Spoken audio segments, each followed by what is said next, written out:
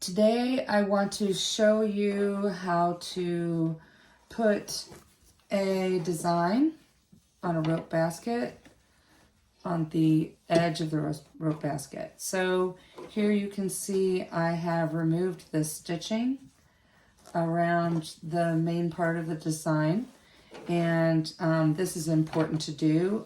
Make sure you leave a portion still attached so that after you're done embroidering your design on the edge, you can put it back in the machine and do your zigzag stitch to close it.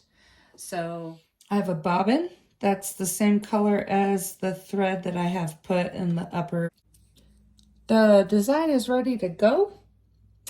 The thread is in the machine along with the correct bobbin thread and in the same color. I've loaded my hoop, and now I'm going to place the area that I want to have embroidered into the machine.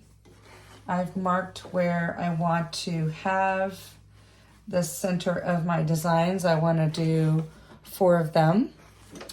So I'm going to center this under my needle, and I'm going to use a stitch basting that will hold this on here. Alternatively, you could use a basting spray to hold it.